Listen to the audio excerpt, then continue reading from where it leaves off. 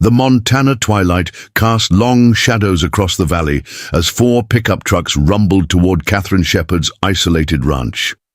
Their leader, Marcus Reeves, peered through night vision binoculars at the 2 German shepherds patrolling the perimeter fence, his expression hardening as he reached for the rifle on his passenger seat.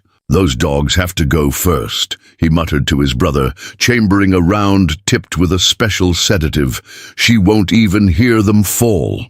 Before we jump back in, tell us where you're tuning in from, and if this story touches you, make sure you're subscribed, because tomorrow I've saved something extra special for you. The untamed wilderness of the Bitterroot Mountains loomed behind Catherine Shepherd's homestead, a 200-acre property nestled against national forest land where no other humans lived for 30 miles in any direction. At 47, Catherine moved with the quiet confidence of someone who had learned to thrive in isolation, her weathered hands checking the solar-powered fence sensors as the day's light faded.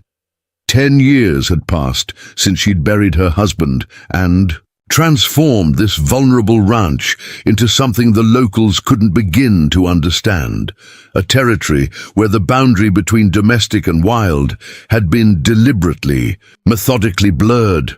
Catherine's hand instinctively touched the unique whistle hanging from a leather cord around her neck, carved from elk antler by her late husband, but modified with precision holes that produced sounds beyond human hearing. Range! The instrument represented both her past loss and her current strength, a reminder that she had reimagined her life from its broken pieces into something extraordinary. As the darkness deepened around her cabin, Catherine felt the familiar prickling sensation at the base of her skull that she had learned never to ignore, an instinctive warning honed through years of living in tune with the wilderness. The cabin itself revealed little of Catherine's true nature to casual observers. Its rough-hewn logs and metal roof appeared unremarkable, similar to other remote Montana homesteads where people valued practicality over aesthetics. A standard pickup truck sat parked beside the front porch, and her equipment sheet contained the expected tools for a working cattle ranch. Yet subtle differences would be apparent to knowledgeable eyes. The strategic positioning of every structure to maximize sightlines, the absence of traditional dog kennels despite the presence of her 2 German shepherds, and the curious metal installations positioned at regular intervals along her fence line that most would mistake for ordinary ranch equipment. As Catherine scanned the darkening valley below her property, she focused on Shadow and Scout, her German shepherds whose alert posture near the eastern fence line confirmed her intuition. The dogs weren't merely pets or even conventional working animals. They were specialized intermediaries, their intensive training representing years of carefully orchestrated interaction between her domestic space and the wilderness beyond. Their sudden stillness, ears forward and bodies rigid, spoke volumes to Catherine, who had learned to read their signals with near-perfect accuracy. "What do you see, boys?" she murmured, raising specialized night vision binoculars to her eyes. The military-grade equipment revealing heat signatures moving along the county road that bordered her lower pasture. 4 vehicles, moving with lights off, approached with the deliberate slowness of predators who believed themselves undetected. The familiar shapes of heavy-duty pickups preferred by the region's cattle rustlers were unmistakable, as was their intent. With cattle prices soaring after 3 years of drought, rustling had transformed from occasional nuisance to organized criminal enterprise throughout Montana's remote ranching communities.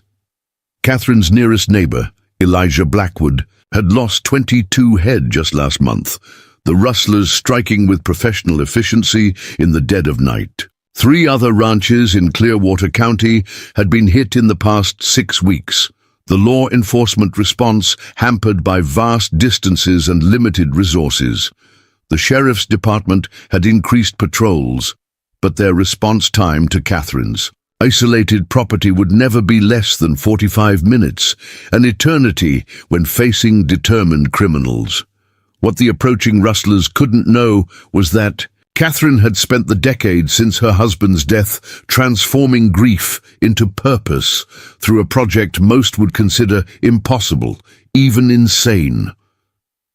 The isolation that might have broken another person had instead given her the privacy to attempt something unprecedented. While her peers focused on higher fences and more guard dogs, Catherine had looked to the wilderness itself for protection, specifically to the creature most ranchers considered their greatest enemy, the gray wolf. Inside her cabin, evidence of Catherine's true work revealed itself in ways no casual visitor would ever see. Behind a hinged bookshelf in her study lay a room dedicated entirely to wolf behavior and biology. Detailed anatomical drawings covered one wall, while topographical maps of surrounding wilderness areas filled another, marked with color-coded indicators tracking the territories of 4 distinct wolf packs whose ranges overlapped with her property. A specialized computer system monitored data from wildlife cameras positioned throughout the forest, while notebooks filled with meticulous observations documented a decade of Catherine's unique research. Most revealing was a locked cabinet containing veterinary supplies more advanced than those found in most rural animal clinics, alongside recording equipment designed to capture and analyze wolf vocalizations across frequencies inaudible to human ears. A nearby shelf held leather-bound journals documenting Catherine's groundbreaking work, the systematic, patient development of communication and trust with wild wolf packs through techniques that combined her husband's wildlife biology research with her own background in behavioral psychology. The journals chronicled both devastating failures and breakthrough successes across years of dangerous, painstaking work. What had begun as desperation after her husband's death, his unfinished research becoming her lifeline against overwhelming grief, had evolved into something unprecedented. The local ranchers who occasionally checked on the crazy widow shepherd had no idea that the woman they pitied had developed a cooperative relationship with the very predators they fought to keep away from their livestock. Catherine had never attempted to domesticate the wolves. Instead, she had become something between neighbor and pack ally, establishing boundaries and mutual benefits through thousands of hours of patient, deliberate interaction. Catherine moved quickly to her monitoring system, activating motion sensors that would track the rustlers' approach more precisely. The specialized equipment, funded by the wildlife conservation grant that provided her modest income, had been officially installed to study predator movements around ranch lands. In reality, Catherine had adapted it to serve a dual purpose, monitoring both wildlife and human intruders, while keeping exact records of every interaction between her cattle and the wolf packs. The computer screen displayed thermal images of the approaching vehicles, now stopped approximately half a mile from her. Lower gate, 8 human figures emerged, their movements showing the practiced coordination of experienced criminals. Catherine's jaw tightened as she watched 2 figures separate from the group, carrying what appeared to be rifle cases as they moved toward the eastern fence line, where Shadow and Scout maintained their alert watch. The rustlers had clearly done their research, targeting her guard dogs before approaching the cattle. Through her specialized microphone system, sensitive enough to detect wolf howls from miles away, Catherine heard fragments of the men's conversation carried on the evening breeze. "Take out both dogs with the tranks," a deep voice instructed. "Should work within 30 seconds. Once they're down, we move the cattle. Intel says she's got 46 head in the north pasture." "What about the woman?" another voice asked. "Sleeping. In the cabin," the first voice replied with dismissive confidence. "These remote ranches are early to bed. By the time she wakes up tomorrow, her cattle will be 3 counties away with new brands." Catherine checked the location of her rifle, but left it mounted on the wall. Firearms would be a last resort against 8 experienced criminals and direct. Preparing and narrating this story took us a lot of time, so if you are enjoying it, subscribe to our channel. It means a lot to us now. Back to the story. Confrontation would only put her at greater risk. Instead, she moved to a specialized control panel concealed behind a traditional Montana landscape painting. The panel didn't connect to conventional security systems, but to something far more sophisticated. A network of communication devices she had developed to interact with the wild wolf packs whose territories intersected with her land. With practiced movements, Catherine activated the primary system, specialized speakers placed throughout the forest edge that could reproduce specific wolf vocalizations she had recorded and categorized over years of research. Each sound had distinct meaning, from territorial warnings to gathering calls, all documented through meticulous observation of how different wolf packs responded. Tonight, she would need the North Ridge pack, whose territory began at the forest edge behind her property and extended deep into the wilderness of the Bitterroot National Forest. Led by a massive black male Catherine had named Titan, the Northridge pack included 11 adult wolves and 4 subadults from this year's surviving litters.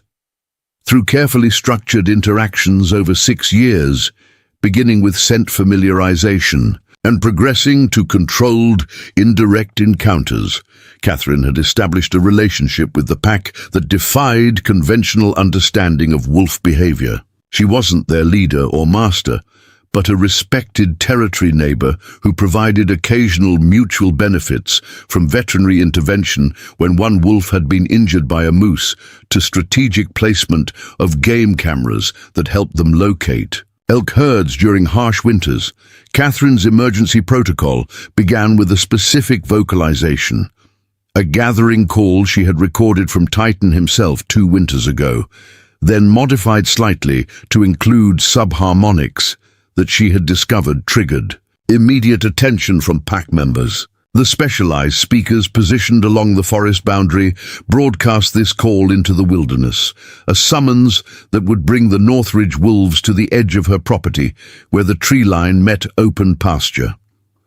As she initiated this first of Faye's, Catherine moved to her rear porch that faced the forest, raising specialized binoculars that enhanced even the faintest light. Within minutes, she detected movement at the tree line, the distinctive silhouettes of wolves emerging from the forest darkness, their approach cautious but purposeful. Titan appeared first, his massive form unmistakable even in near darkness, followed by his mate, a silver female Catherine had named Artemis. Behind them, other pack members materialized like shadows coming to life, their movements synchronized with the eerie precision of apex predators. The wolves stopped at their usual boundary, the invisible line Catherine had established through years of consistent interaction where forest met pasture. They waited, alert and watchful, responding to the gathering call but awaiting further communication. This was the moment of truth in Catherine's unprecedented work. The wolves had come, but would they respond to the next phase of her protocol? Something she had trained for, but never needed to implement in a real emergency. Catherine raised the specialized antler whistle to her lips, producing a complex series of sounds, inaudible to human ears but rich with meaning to the canids, who had learned to associate specific patterns with clear intentions. This particular sequence, practiced during controlled exercises but never deployed against actual human intruders, essentially communicated unknown intruders approaching from the east moved to observation points. Through her binoculars, Catherine watched the wolves' response with a mixture of anticipation and uncertainty. Titan's ears flicked forward, his head turning precisely toward the eastern property line where the rustlers were now approaching. After a moment that stretched Catherine's nerves to breaking point, the alpha wolf let out a low vocalization to his pack, and they began to move. Not randomly or toward the cattle as conventional wisdom would predict, but in a coordinated pattern. along the forest edge, spreading out to create a surveillance perimeter exactly as Catherine had trained them. Relief flooded through her as years of theoretical work translated into real-world response. The wolves weren't acting from human commands, but from a complex set of associations Catherine had patiently built, connecting specific signals with concepts like territorial defense and coordinated movement. The pack spread out with lethal efficiency, using the forest cover while maintaining sight lines to the approaching intruders, entirely unseen by the rustlers who remained focused on the visible threat of her German shepherds.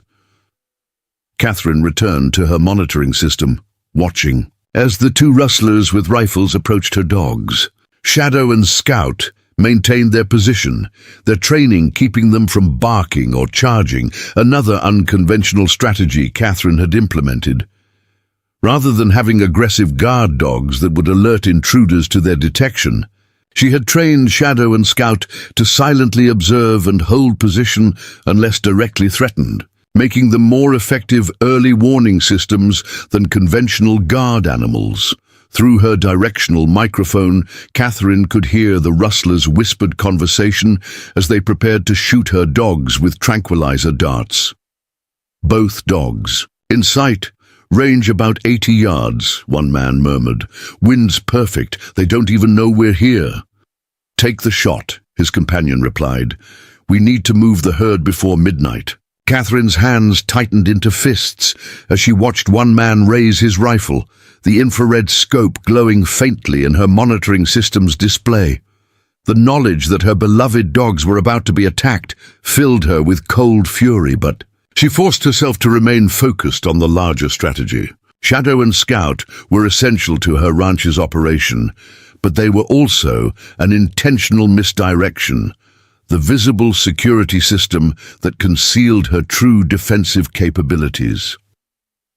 The soft, pneumatic hiss of the tranquilizer rifle carried through. Her microphone system followed immediately by Shadow's startled yelp as the dart found its mark. Scout turned toward his partner just as a second dart struck him in the shoulder. Both dogs attempted to retreat toward the cabin but collapsed within seconds, the powerful sedative taking effect almost immediately. Dogs down, the shooter reported. Into a handheld radio. Move in the vehicles. Catherine activated the second phase of her communication protocol using another carefully calibrated sequence on her specialized whistle. This pattern essentially translated to approach unseen, prepare to defend territory, concepts she had reinforced through hundreds of controlled exercises with the Northridge Pack over years of patient training.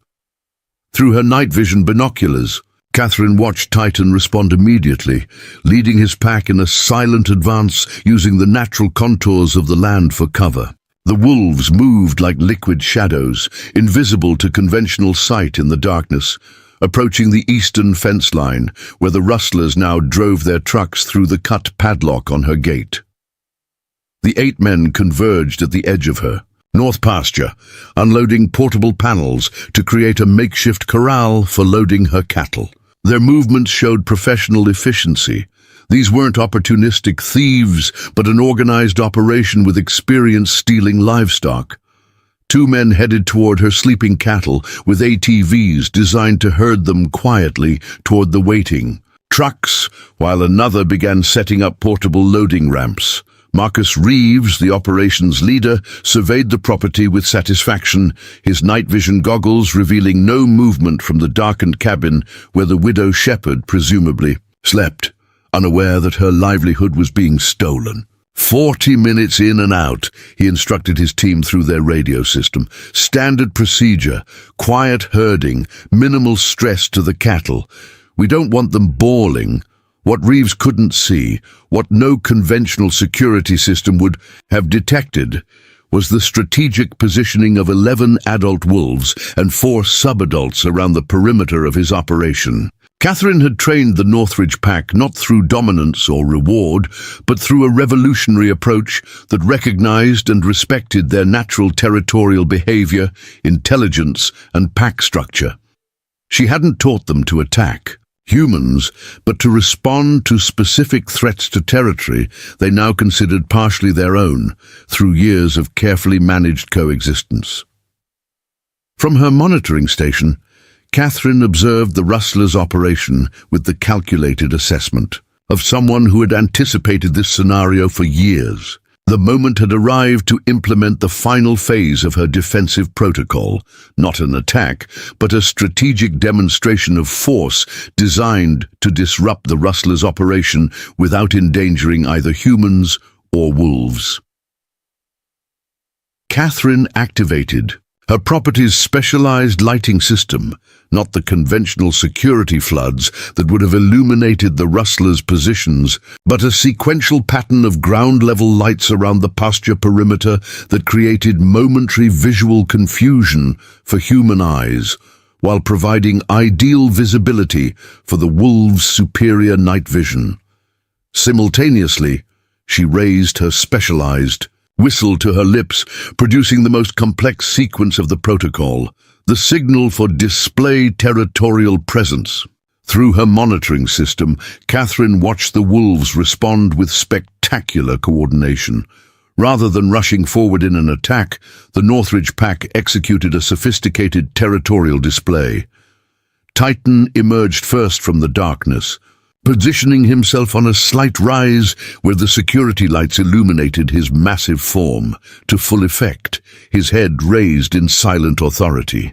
Around the perimeter, other pack members appeared in sequence, creating a complete encirclement of the rustlers' position, each wolf perfectly highlighted by the strategic lighting.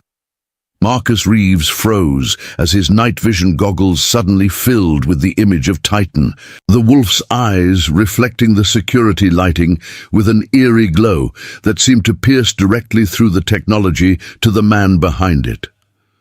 "What the hell?" he whispered, slowly becoming aware of the other wolves materializing around the perimeter of the operation. "Nobody said anything about wolves?" "That's impossible," his brother responded, his voice tight with sudden fear. "Wolves don't behave like this. They don't coordinate like this." The cattle, now fully awake, had formed a defensive circle in the center of the pasture, their natural response to wolf presence making them impossible to separate and herd toward the waiting trucks. More concerning to the rustlers was the wolves' behavior, not charging or attacking, but maintaining disciplined positions while focusing entirely on the humans in their midst. "Those aren't normal wolves," one of the rustlers hissed, lowering his cattle prod as he backed toward the nearest truck. "Look at how they're positioned. They've got us surrounded." Marcus raised his rifle, aiming at Titan, whose unwavering stare continued to unnerve even the experienced rustler. "I'll take down the alpha. Once he drops, the others will scatter." The moment Marcus's rifle aligned with Titan, Catherine pressed a button on her control panel, activating the third phase of her defense system, a series of specialized sonic devices positioned throughout the pasture that broadcast the recorded sound of a wolf pack in full hunting chorus. The haunting howls filled the night air from all directions, creating an auditory illusion of dozens of wolves converging on the location. Simultaneously, the actual Northridge pack responded with their own synchronous howling, the real and recorded, sounds merging into a bone-chilling chorus that seemed to emanate from everywhere at once. The psychological impact was immediate and overwhelming. Even to experienced outdoorsmen, the sound of a wolf pack in full chorus triggered primal fear. Responses nearly impossible to override with rational thought. The rustlers' organized operation dissolved into chaos. Two men immediately ran for their vehicles, abandoning equipment in their haste. Another fired wildly into the darkness, the shot going high over the wolves' positions. Marcus held his ground momentarily, still aiming at Titan, but his hands had begun to shake visibly, the rifle barrel wavering. "We need to go now," his brother urged, pulling at his arm. "This isn't worth it." "It's just wolves," Marcus insisted, though his voice lacked conviction. "They won't attack humans." As if in direct response to this statement, Titan took 3 deliberate steps forward, the security lighting casting his enormous shadow across the ground between him and the rustlers. The other wolves remained perfectly still, creating a stark contrast between their disciplined positions and the alpha's deliberate advance. This calculated display, precisely what Catherine had trained the pack to execute through years of carefully structured exercises, proved the final breaking point. For the rustlers' resolve, even Marcus lowered his rifle, backing toward the nearest truck as Titan continued his measured approach. "Fall back!" he ordered, his voice strained with the effort of maintaining control. "Get to the vehicles, leave the equipment." From her monitoring station, Catherine watched the rustlers' hasty retreat with grim satisfaction.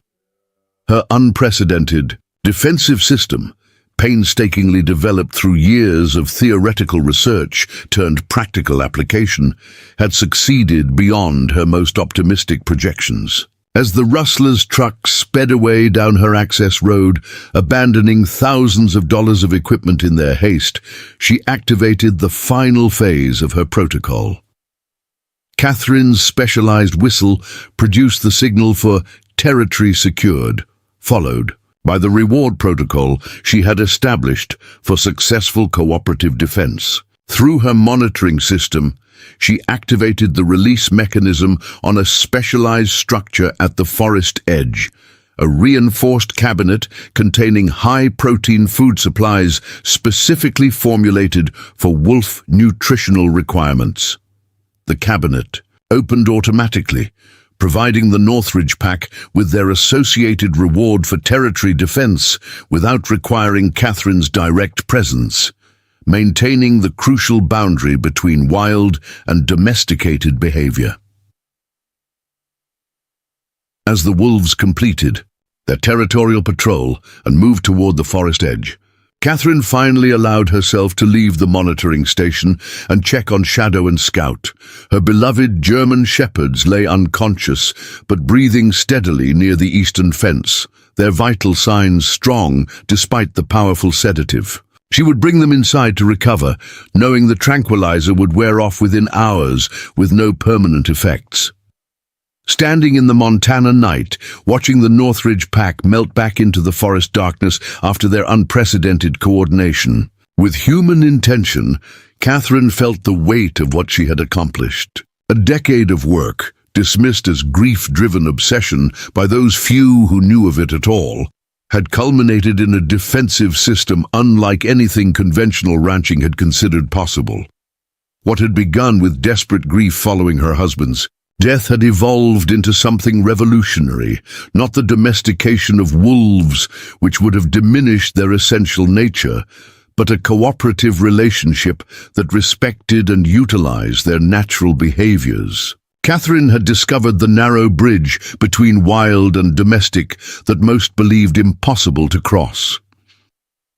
As dawn approached on the horizon, Catherine knew the rustlers would spread word of what they'd encountered at the Shepherd Ranch.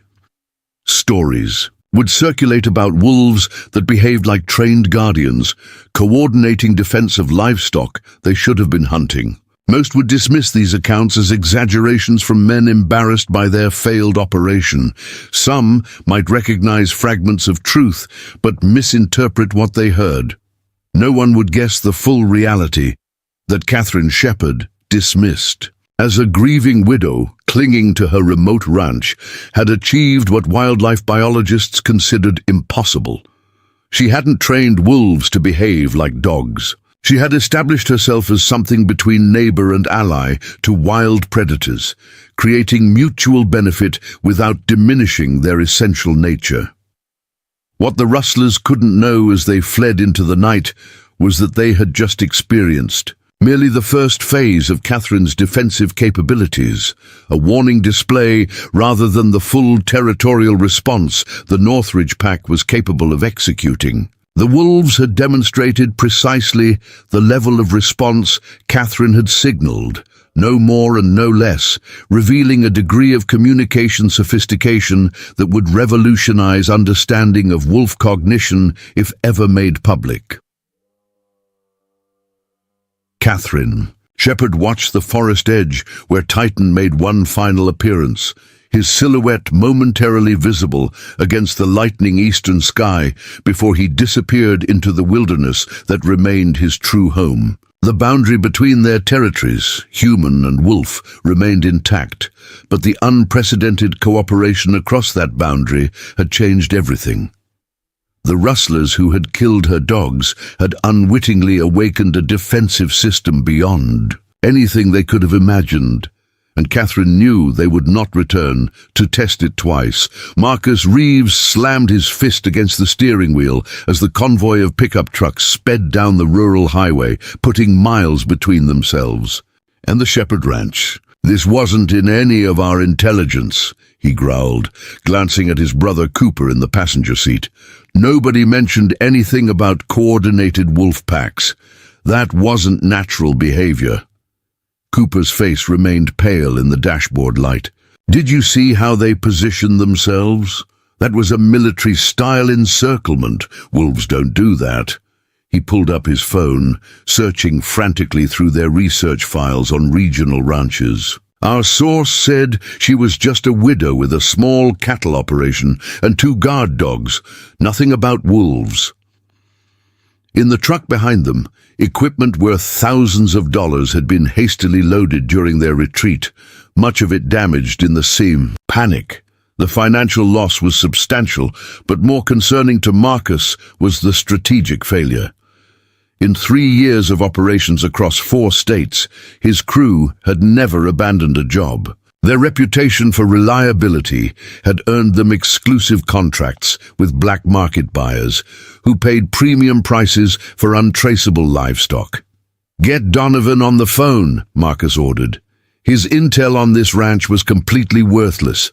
I want to know what we're really dealing with." 3 days after the failed rustling attempt, Catherine Shepherd stood in the county sheriff's office in Clayton, Montana, her expression carefully neutral as Sheriff Thomas Rivera examined the photographs spread across his desk.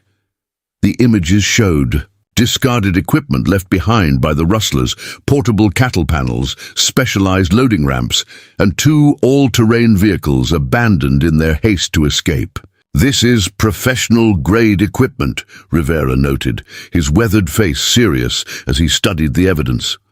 "Same setup as the Blackwood and Peterson Ranch hits last month. You're lucky they didn't get your cattle, Catherine." Catherine nodded, maintaining the measured demeanor that had become her public persona in the decade since her husband's death. The local community viewed her as quietly resilient rather than what she truly was. Revolutionary in her approach to wildlife coexistence. "They tranquilized my German shepherds," she said, sliding another photograph across the desk. "Shadow and Scout are still recovering." River's expression darkened. "Attacking animals upgrades this from attempted theft to something more serious. I'll add it to the regional alert." He leaned back in his chair, studying Catherine with the careful assessment of a man who had served as sheriff in ranch country for 23 years. "What scared them off, Catherine? Most of these operations are in and out in under an hour. Something spooked them badly enough to abandon expensive equipment." Catherine had prepared for this inevitable question. "I installed a new security system last month," she replied, with just the right amount of vague confidence. "Motion-activated lights, recorded predator sounds, nothing fancy, but enough to create confusion in the dark." The explanation was plausible. Many ranchers employed similar deterrents, but Catherine detected the slight narrowing of Rivera's eyes that indicated partial skepticism. The sheriff had known her late husband, Michael, during his years as a wildlife biologist with Montana Fish, Wildlife and Parks. He was aware of Michael's controversial research on wolf behavior and intelligence before his death in a car accident. 10 years ago, just security lights and recordings?" Rivera asked, his tone casual but his attention focused. "Because the reports I'm getting from other ranchers are that wolves have been unusually active around your property." Elijah Blackwood claimed he saw a pack of at least 10 moving along your northern boundary last week. Said they were behaving, oddly, patrolling in some kind of pattern. Catherine met his gaze steadily, neither confirming nor denying. The bitterroot wolves have always been present in this area, Thomas. You know that. I've learned to coexist with them rather than fight. What can't be changed? Rivera nodded slowly, accepting her non-answer with the pragmatism of a man who understood the complicated realities of rural Montana. Well, whatever security measures you've implemented, they worked.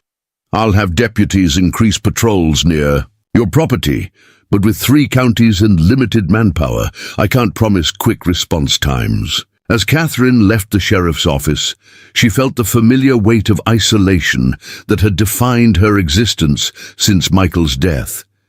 The official systems meant to protect people like her were well-intentioned but fundamentally inadequate for her remote circumstances.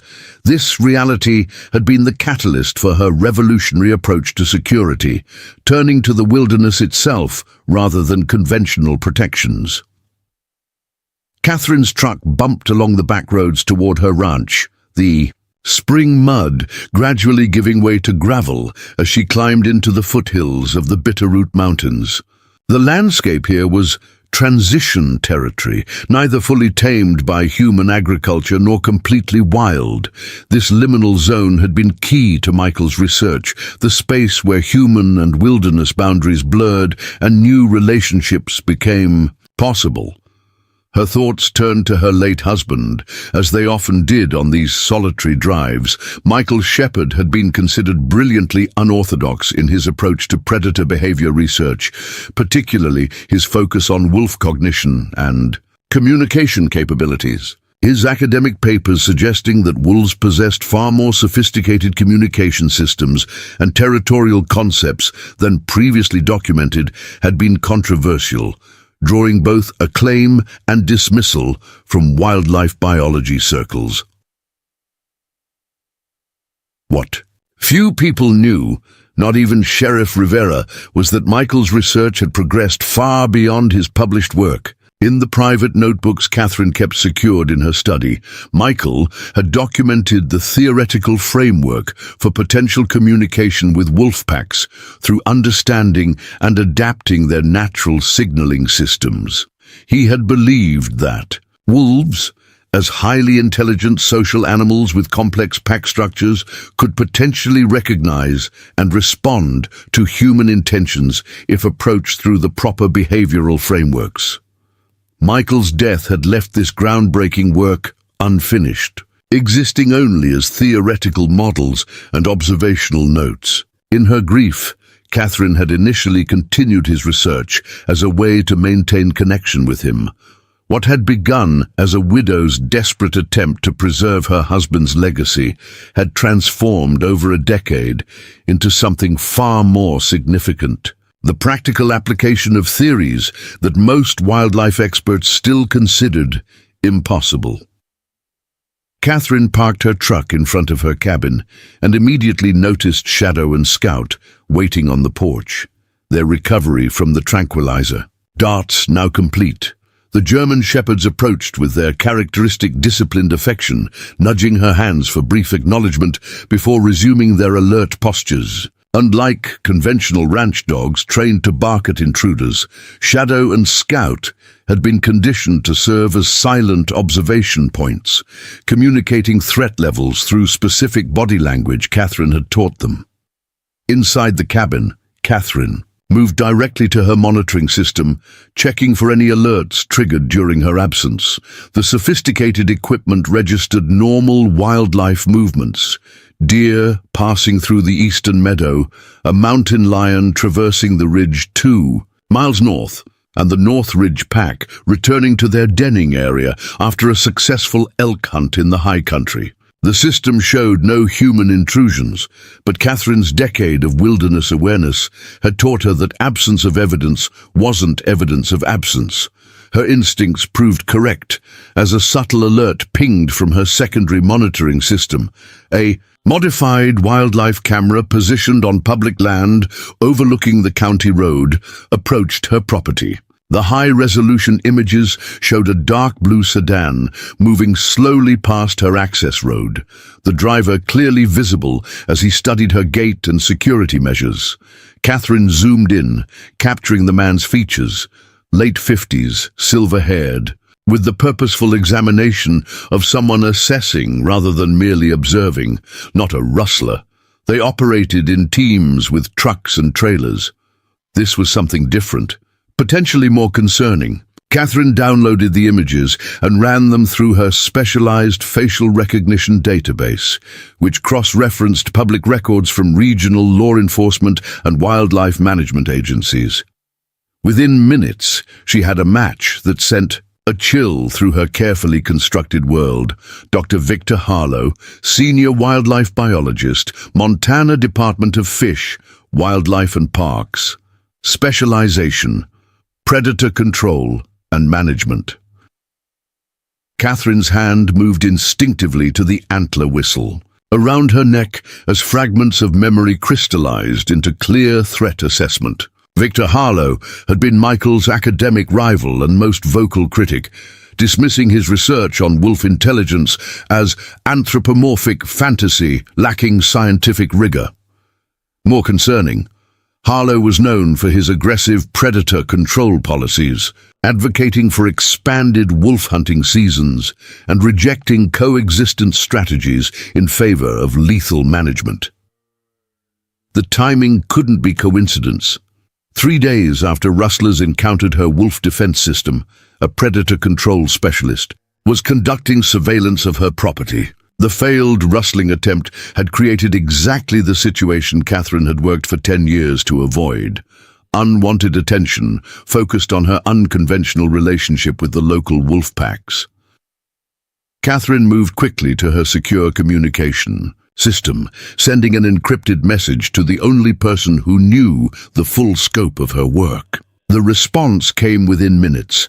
Dr. Elena Valdez, Michael's former research partner, now working at the University of Montana's Wildlife Biology Department, agreed to meet Catherine that evening at their established, secure location. As dusk settled over the Bitterroot Valley, Catherine parked her truck behind the Pinewood Diner in Clayton, 20 miles from her ranch. The modest restaurant served as occasional meeting ground for ranchers and had a back room used for everything from local government meetings to poker nights. Tonight, it had been reserved for the monthly gathering of the Clayton Historical Society, a perfect cover for Catherine's meeting with Elena, who officially served as the Society's academic consultant. Elena Valdez sat at a corner table, her attention seemingly focused on historical photographs spread before her. At 45, she maintained the intense focus that had characterized her partnership with Michael Shepherd on wolf cognition research years earlier. When Catherine slid into the seat across from her, Elena continued studying the photographs for several seconds before speaking, her voice low. "You've triggered several alarms in the system," she said without preamble. "Victor Harlow has filed an official inquiry with the department requesting access to Michael's original research notes. He's claiming new evidence of wildlife behavior. Modification in the Bitterroot region requires review of all previous studies." Catherine kept her expression neutral, conscious of the other diners nearby. How did the rustlers connect to Harlow so quickly? "They didn't. At least not directly," Elena replied, sliding a folder across the table, disguised among the historical documents. "One of them has a cousin who works road maintenance for the county. He overheard their drunken story about wolves, moving like they were trained, and mentioned it to his supervisor, who happens to be married to Harlow's administrative assistant." Catherine absorbed this with the resignation of someone who understood how quickly information traveled through rural communities. "Harlow was at my access road this morning. Surveillance, not contact." Elena nodded grimly. "He's building a case before approaching you directly. The department is under pressure from ranching associations to address wolf populations after 3 livestock predation incidents last month. Harlow needs a win, and strange wolf behavior around your property represents either a problem to solve or a discovery to claim, depending on his angle. "What's my exposure level?" Catherine asked, the scientist in her seeking objective assessment, despite the personal stakes. Elena's expression remained professionally neutral, but her eyes reflected genuine concern. "If Harlow confirms that you've developed advanced communication with wild wolf packs, the consequences splinter in multiple directions. Best case, academic, controversy and unwanted publicity. Worst case, accusations of wildlife interference, potential violations of endangered species management regulations, and forced wildlife relocation." The final possibility remained unspoken between them, that Catherine's decade of work could be misappropriated and weaponized. If Harlow could document and replicate even partial elements of her communication system, those techniques could potentially be used not for coexistence, but for more efficient predator control. The bridge Catherine had built between human and wolf territories could become a pathway for deeper exploitation. "The Northridge Pact performed exactly as the protocol was designed," Catherine said, after ensuring no one was within earshot. "Coordinated territorial display without direct aggression. The rustlers weren't injured, just frightened away. But witnesses will describe behavior that doesn't match established wolf patterns."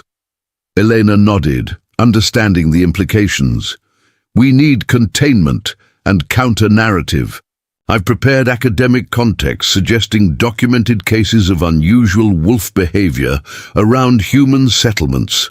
She tapped the folder between them. "These papers provide scientific precedent that could explain what the rustlers witnessed without revealing your actual work." As their meeting concluded, Catherine felt the weight of new threat vectors layering atop the original security concerns. The rustlers represented direct physical danger to her livelihood. Harlow posed a more complex threat to the unprecedented relationship she had established with the wolf packs and potentially to the wolves themselves. Driving back toward her ranch under the vast Montana night sky, Catherine formulated contingency plans with the methodical thoroughness that had characterized her decade of work with the wolves. What had begun as personal security now expanded to protecting both her research and the packs themselves from human interference. The silhouette of her cabin appeared against the starlit backdrop of the Bitterroot Mountains, the surrounding wilderness, simultaneously sanctuary and potential battleground. Catherine touched the antler whistle at her neck, a tangible connection to both her past with Michael and her present as guardian of something extraordinary. The rustlers would return.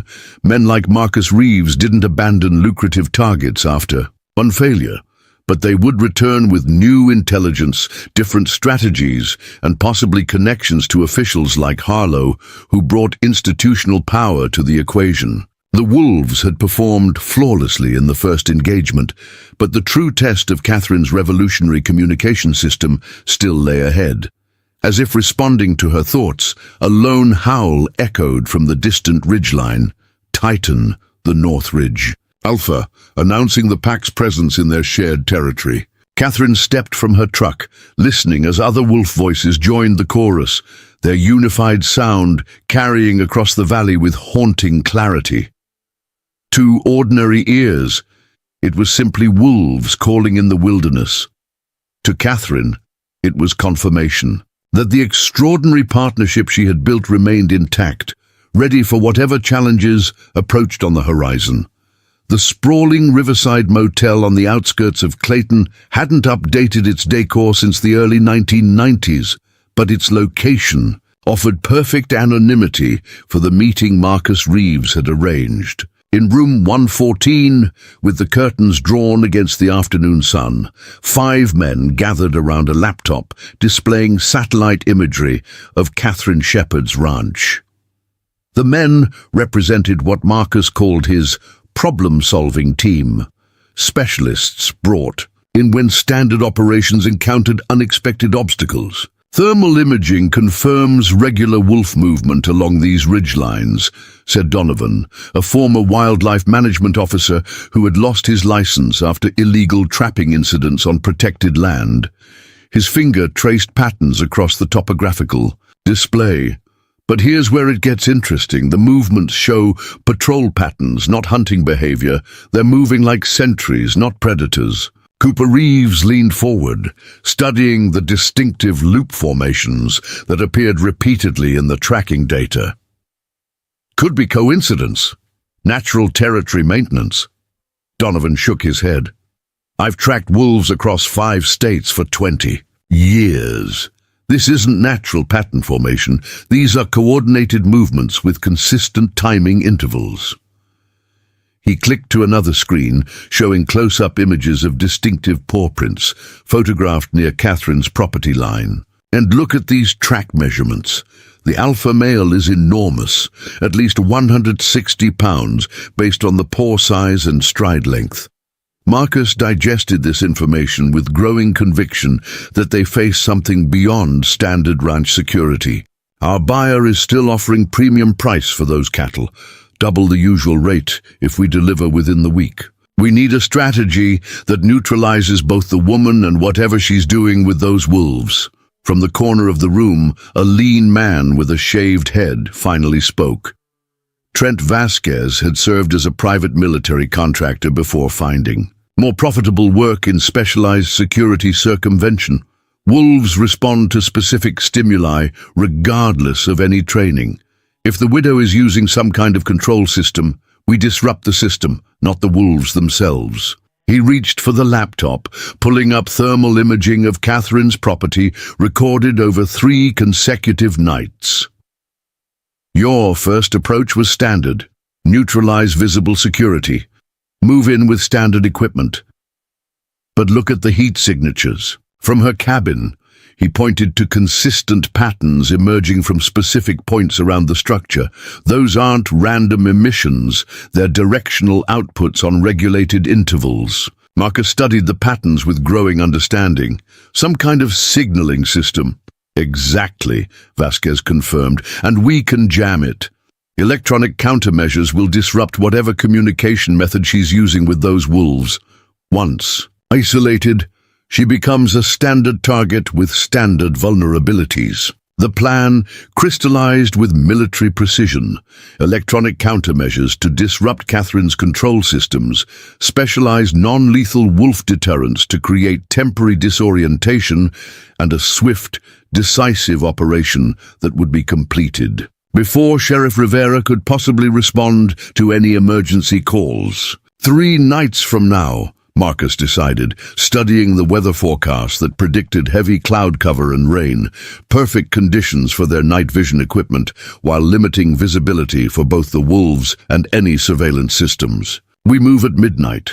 Dr. Victor Harlow's office at the Regional Fish, Wildlife and Parks headquarters projected carefully cultivated authority through mounted specimens and framed wildlife photography, most featuring Harlow himself in field conditions. The silver-haired biologist studied the documents spread across his desk with growing fascination that bordered on obsession.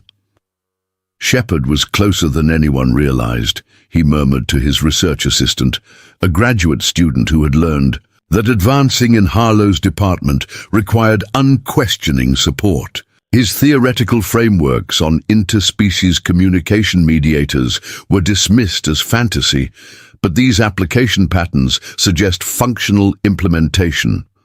The documents were reconstructions of Michael Shepard's research notes, pieced together from academic publications, conference presentations, and field reports filed before his death. Harlow had been methodically building this collection for years, originally to disprove his rivals' theories, but increasingly to extract usable elements for his own research on predator management.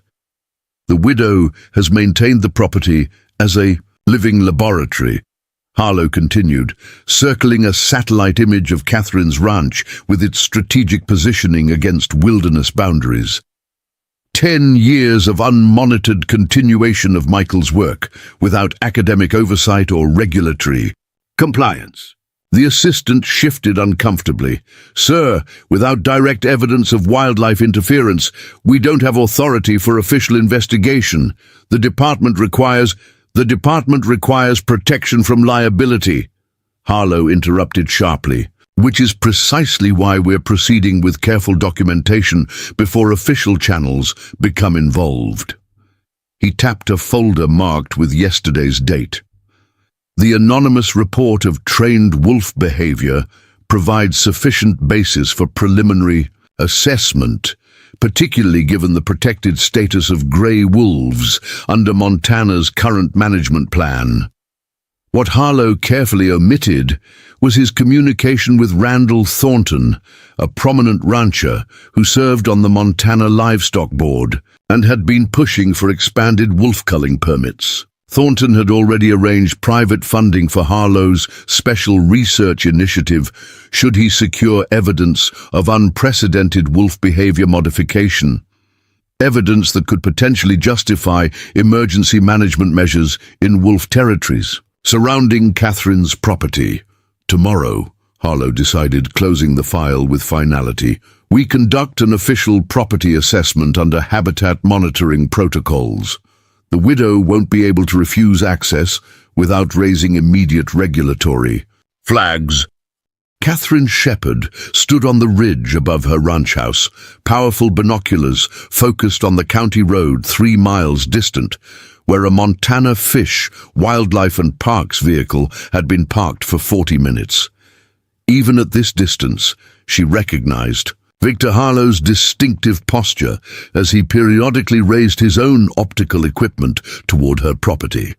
The surveillance was becoming increasingly blatant, no longer fact-finding but message-sending. Harlow wanted her to know she was being watched. She lowered the binoculars, turning instead to observe the young wolf lying calmly beside her on the ridge.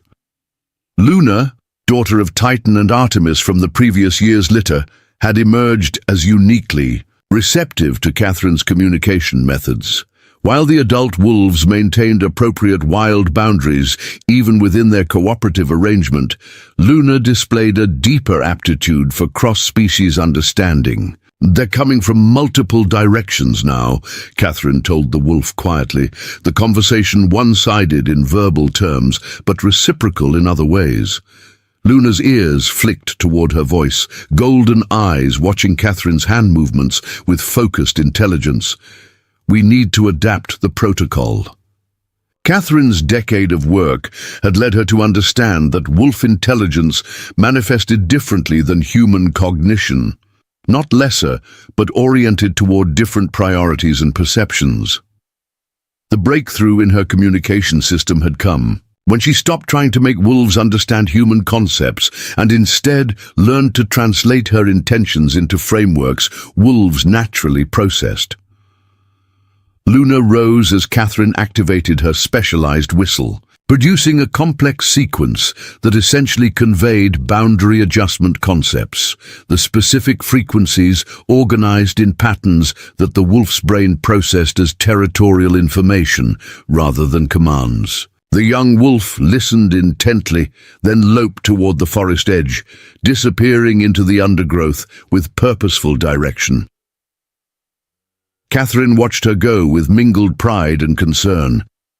Luna would carry these new scent and sound markers to the pack, helping establish modified territorial awareness that included new potential threats. The Northridge wolves would adjust their movements accordingly, maintaining greater distance from the areas under surveillance while strengthening presence near the most vulnerable approach vectors. As she descended toward her cabin, Catherine's satellite phone vibrated with an encrypted message from Elena. "Harlow filed preliminary assessment request. Approval expedited through Livestock Board connection. Expect official visit within 24-48 hours. The timeline was accelerating faster than Catherine had anticipated. She needed to implement countermeasures immediately, both for Harlow's official investigation and the rustler's inevitable return. The sophisticated communication system she had developed with the Northridge Pack represented her primary defense, but it now required adaptation to address multiple threat vectors simultaneously.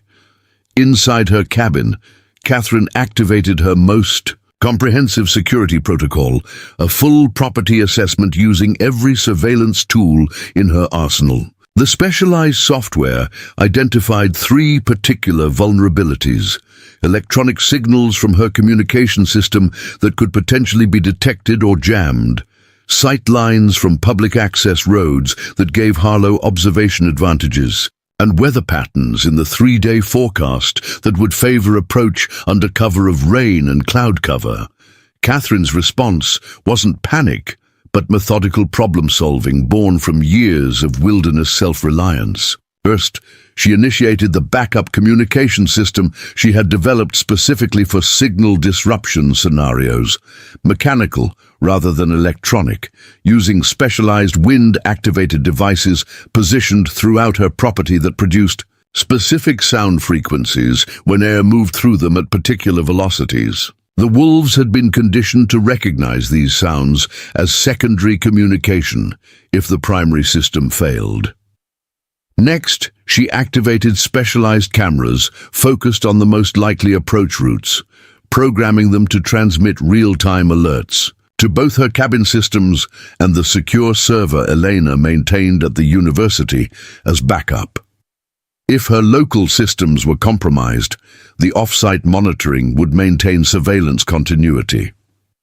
Finally, Catherine moved to the locked cabinet beneath her study floor, removing specialized equipment she had hoped never to need. The reinforced case contained defensive tools designed specifically for protecting the wolves if direct intervention threatened them, non-lethal but effective deterrents against anyone attempting to harm or capture members of the Northridge Pack. As night fell across the Bitterroot Mountains, Catherine completed her defensive preparations with the calm efficiency of someone who had anticipated this confrontation for years. Her decade of isolation had never been about hiding from the world, but preparing for the inevitable moment when the world would discover what she had achieved. The rain began shortly after midnight, a steady Montana spring downpour that reduced visibility and muffled sound across the landscape. Catherine sat at her monitoring station, the cabin dark except for the soft glow of surveillance screens showing thermal images of her property perimeter. Shadow and Scout lay nearby, fully recovered from the tranquilizer darts, but now kept inside rather than patrolling. Catherine would not risk them becoming targets again. The first alert came at 12:47 a.m., motion sensors on the Western Service Road detecting vehicles approaching with lights off. Unlike the previous attempt, these vehicles moved with extreme caution, stopping regularly to deploy what Catherine's thermal imaging identified as electronic countermeasure devices at intervals around her property.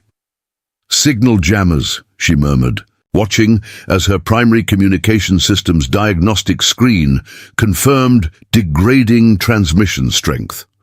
Within minutes, the electronic wolves communication network would be completely disabled, exactly as she had anticipated. Catherine allowed herself a grim smile as she activated the mechanical backup system through a simple lever mechanism that adjusted airflow to the wind-driven devices positioned throughout the property.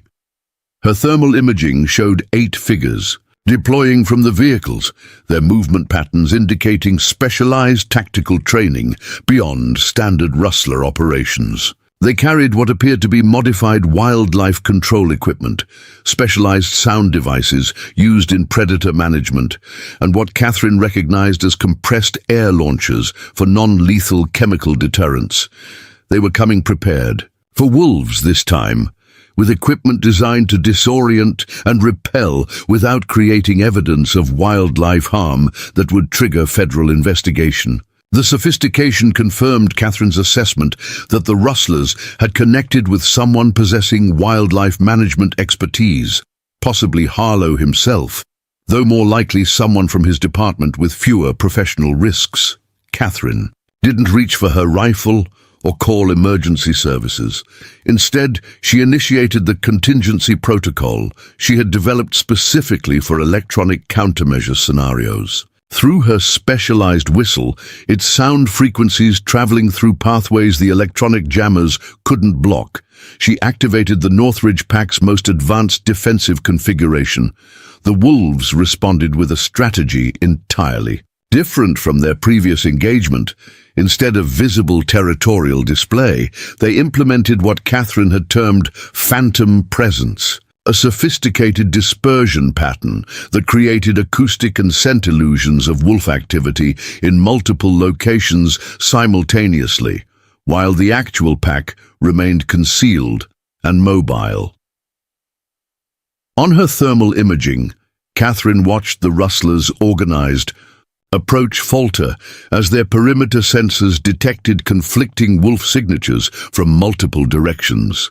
Their formation contracted defensively, the lead figures signaling confusion as their wildlife deterrent equipment registered contradictory readings. What the rustlers couldn't understand was that they weren't facing conventional predator behavior, but a revolutionary communication system built on decade-long research. The Northridge wolves weren't responding to commands, but to complex territorial concepts Catherine had helped them associate with specific human activities. They weren't performing tricks, but implementing shared defensive strategies developed through years of mutual territory respect. Vasquez, the tactical specialist, raised his hand for the team to hold position, studying the contradictory sensor readings with professional confusion. "The signatures are moving in impossible patterns," he reported through their communication system. "No wolf pack divides and regroups with this precision." Marcus moved toward his position, night vision equipment revealing nothing but rain-soaked landscape despite the sensor alerts. Could she have recording devices? Fake wolf sounds to create confusion? "Negative," Vasquez replied with growing unease. "These are biological signatures, body heat, pheromone markers, pressure indentations. Live predators but moving unlike any wolfpack behavior in documented research." The tactical confusion created the opening Catherine had anticipated. While the rustlers attempted to reconcile sensor data with conventional wildlife expectations, Titan led the actual Northridge wolves through a ravine Catherine had specifically incorporated into their territory understanding. A natural approach, route that avoided the electronic sensors while allowing the pack to emerge precisely where the rustlers were most vulnerable.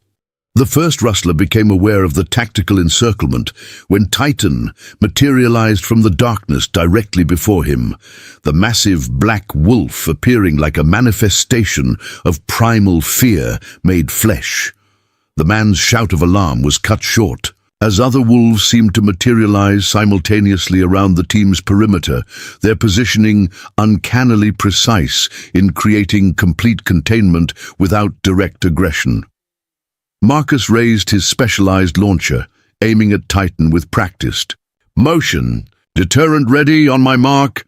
Before he could complete the order, a distinctive sound cut through the rain, not a wolf's howl, but a piercing whistle that seemed to bypass human perception while triggering immediate response from the wolves. The Northridge pack reacted with choreographed precision, expanding their encirclement while maintaining exact distance parameters that kept them beyond effective range of the deterrent launchers. In the cabin, Catherine maintained precise communication through her specialized whistle system, directing the most sophisticated territorial defense the Northridge pack had ever implemented. Each sequence conveyed specific positional adjustments rather than commands, a fundamental difference from conventional animal training that enabled the wolves to apply their natural intelligence to a shared territorial objective. Through her monitoring system, she observed the rustlers' formation dissolving into increasing disorder as they confronted wolf behavior outside their tactical parameters. Their electronic countermeasures, designed to disrupt conventional communications, had no effect on the mechanical wind-driven signals or Catherine's direct acoustic communication through specialized frequencies. Marcus Reeves watched his carefully, planned operation unraveling before him, the specialized equipment and tactical advantages neutralized by wolf behavior that defied explanation. As Titan advanced another calculated step toward him, golden eyes reflecting momentary lightning with unnatural intelligence, Marcus made the decision that professional survival instinct demanded. "Full withdrawal," he ordered through the communication system, his voice tight with controlled fear. "Maintain defensive formation to the vehicles." Vasquez started to object, but his protest died as he turned to find two wolves positioned directly behind him, their appearance silent and sudden despite his tactical awareness. The wildlife deterrent launcher in his hands suddenly seemed inadequate against these creatures that moved with coordinated precision no natural wolf pack should possess. Catherine watched through her monitoring system as the rustlers executed a fighting retreat toward their vehicles, abandoning equipment for the second time in less than a week. The Northridge Wolves maintained perfect containment perimeters throughout the withdrawal, never closing to attack range, but demonstrating unmistakable territorial dominance through their coordinated positioning. As the vehicles departed with hasty acceleration down the muddy service road, Catherine allowed herself a moment of satisfaction at the defensive system's performance under electronic countermeasure conditions. The secondary communication protocols had functioned perfectly, and the wolves had demonstrated advanced implementation of the territorial concepts she had spent years helping them associate with human activity patterns. Her satisfaction was short-lived. However, as a new alert appeared on her monitoring system, the rustlers' withdrawal was being observed from the county road by a parked vehicle with a distinctive light bar partially concealed under a protective cover, a Montana Fish, Wildlife and Parks Department SUV. Catherine magnified the image with growing concern, confirming Victor Harlow's silhouette behind specialized night vision recording equipment directed toward her property. The confrontation with the rustlers hadn't occurred in isolation, but under direct observation from the very person with institutional power to threaten everything she had built. As the rain intensified across the Bitterroot Valley, Catherine recognized that the night's successful defense represented not resolution but escalation. The rustlers had been repelled again, but their specialized equipment and tactics suggested connections to resources beyond typical criminal networks. More concerning was Harlow's surveillance of the encounter, which potentially provided exactly the evidence he needed to justify official intervention at her ranch. Catherine activated her secure communication system, sending an urgent encrypted message to Elena. "Harlow observing live engagement. Protocol fully deployed. Documentation likely. Accelerate contingency preparations." The strategic confrontation had been won, but the broader conflict was entering a new and dangerous phase. Catherine watched as the Northridge Wolves melted back into the forest darkness, their extraordinary cooperation with human defensive intention remaining a revolutionary secret that now faced its greatest threat of exposure. The official Montana Fish, Wildlife and Parks SUV rolled through Catherine Shepard's front gate precisely at 9 a.m., 3 department insignias clearly visible on its doors and windshield. Victor Harlow sat in the passenger seat, reviewing documents on a tablet while his assistant drove, and 2 wildlife management officers occupied the back seats. Their arrival, less than 8 hours after the nighttime confrontation with the rustlers, confirmed Catherine's assessment that events were accelerating toward inevitable confrontation. Catherine stood on her porch, Shadow and Scout positioned at her sides with deliberate visibility. She had spent the early morning hours implementing emergency protocols, securing her most sensitive research, activating backup systems, and preparing for the inevitable attempt to access her property and documentation. Most importantly, she had shifted the Northridge pack into deep forest positioning, removing them from potential observation or intervention during Harlow's inspection. "Dr. Harlow," she acknowledged as the biologist approached, his professional smile failing to conceal the triumph in his eyes. "I wasn't aware that habitat assessments required 4 department personnel." Harlow's smile tightened fractionally. "Mrs. Shepherd, given the sensitive nature of wolf-cattle interaction zones, standard protocol recommends multiple observers to ensure objective documentation." He gestured to his colleagues.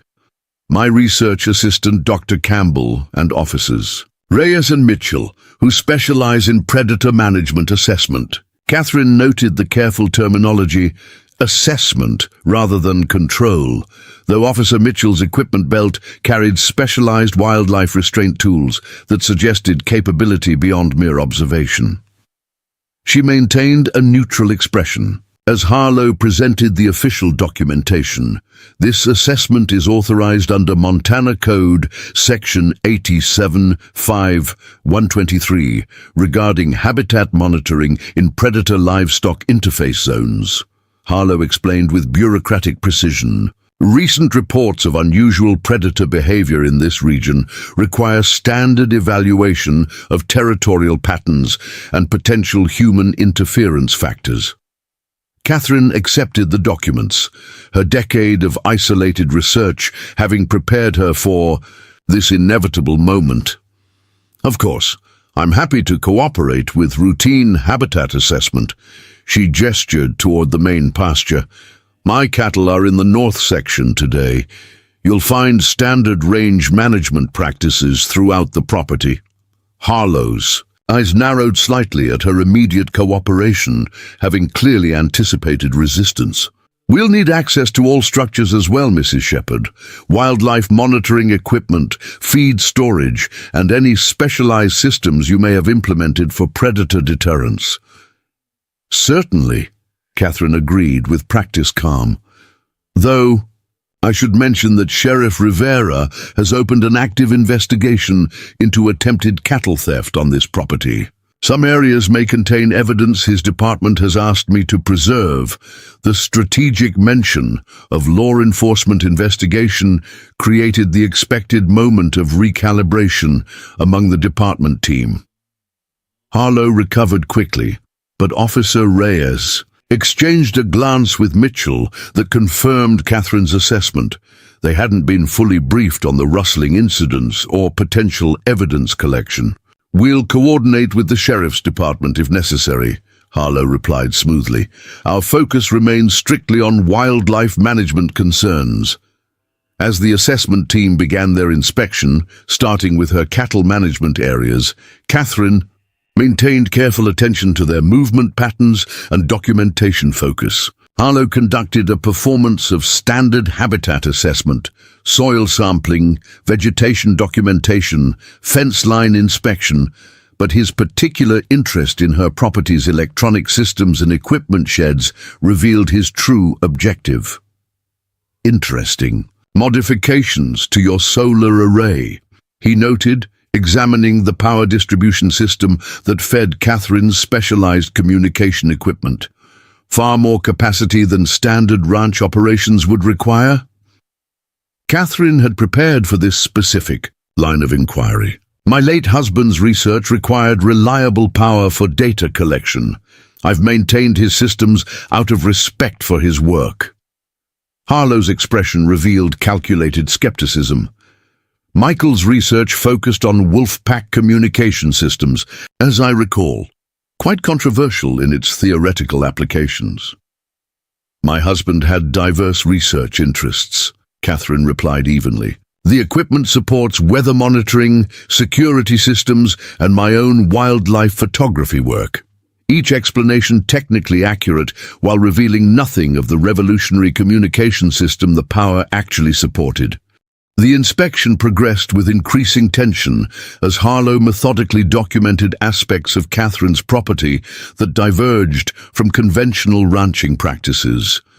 The specialized sound equipment positioned at strategic intervals, the unusual wind-activated mechanical devices, the modified fence sensors originally designed for wildlife monitoring but adapted for Catherine's specific purposes. Officer Mitchell paused near one of the wind-driven acoustic devices, his expression showing professional curiosity. "I've never seen this configuration before. These aren't standard predator deterrents." Before Catherine could offer her prepared explanation, her satellite phone vibrated with an urgent alert. The screen displayed a simple message from Elena. "Emergency. Thornton helicopter approaching from northwest. ETA 5 minutes. Harlow creating distraction for aerial operation." Catherine's mind processed this development with practiced crisis assessment. Randall Thornton, the powerful rancher connected to Harlow's research, owned several helicopters used for livestock management across his vast properties. If one was approaching her ranch during Harlow's inspection, the coordination suggested a planned operation rather than coincidental timing. As if confirming her analysis, Officer Reyes touched his radio earpiece, then murmured something to Harlow that caused the biologist's expression to shift from professional assessment to focused intensity. Catherine recognized the transition immediately. The pretense of routine inspection was about to give way to their actual objective. "Mrs. Shepherd," Harlow began, his tone shifting to authoritative declaration, "overnight surveillance has documented clear evidence of wildlife behavior modification on your property. Under emergency provisions of the Protected Species Management Act, we're implementing immediate assessment of potentially affected wolf pack members." The calculated ambiguity of immediate assessment didn't disguise the actual intention. Catherine heard the approaching helicopter before seeing it, the distinctive rhythm of rotor blades growing louder as it approached from the northwest, exactly as Elena had warned. Any intervention regarding wolf populations requires formal departmental review and public comment periods, Catherine countered, her voice steady despite the escalating situation. Emergency provisions apply only to imminent public safety threats, which clearly don't exist here. Harlow's professional facade dissolved completely, revealing the academic rival who had spent a decade dismissing her husband's research while secretly coveting its potential applications. "We have documented evidence of coordinated wolf pack, behavior inconsistent with natural territorial patterns, behavior that coincides precisely with electronic emissions from your property systems." The helicopter appeared over the ridge, a sleek black Bell 407 with specialized wildlife management, equipment mounted beneath it, tranquilizer delivery systems, and tracking technology designed for capturing large predators. The aircraft's appearance confirmed Catherine's worst assessment. Harlow had orchestrated a coordinated operation to locate and capture members of the Northridge Pack while using the official inspection to contain her objections. Catherine made an instantaneous strategic decision, raising her specialized antler whistle to her lips and producing a specific sequence that carried beyond normal human hearing range. The signal conveyed clear territorial concepts to any wolves within range. Immediate withdrawal to emergency sanctuary zones Catherine had established deep in the national forest land beyond her property. Harlow's expression transformed with sudden understanding as he recognized the whistle's purpose. "Wildlife interference," he shouted to his team. "Document everything." He turned toward Catherine with unconcealed accusation. "You're controlling wolf behavior through acoustic manipulation. Direct violation of protected species management regulations." The helicopter began a search pattern over the northern forest. Edge of Catherine's property, powerful spotting equipment scanning for heat signatures among the trees. Simultaneously, a second Fish, Wildlife and Parks vehicle emerged from the access road, carrying specialized tracking equipment and transport cages suitable for containing sedated wolves. Catherine faced Harlow with the calm intensity that came From absolute certainty in her position, I've developed non-invasive communication approaches based on natural wolf behavior patterns. Nothing in Montana statute prohibits acoustic research or interspecies communication techniques. You've created artificial behavior patterns in protected predator species, Harlow countered, gesturing toward the specialized equipment throughout her property, potentially endangering both the wolves and the public by disrupting natural territorial behaviors. Their confrontation was interrupted by an urgent call from the helicopter pilot, transmitted through the officer's radio system. No wolf signatures detected in primary search zone. Expanding to secondary forest regions. Harlow's expression tightened with frustrated realization. Catherine's warning signal had already cleared the wolves from their expected locations. "They were here last night," he insisted, turning to Officer Mitchell. "Deploy the ground tracking team along the eastern ridge. They can't have gone far." As the operation expanded around her, Catherine maintained her position with unwavering resolve. The decade she had spent developing communication with the Northridge Pack had included extensive contingency planning for exactly this scenario.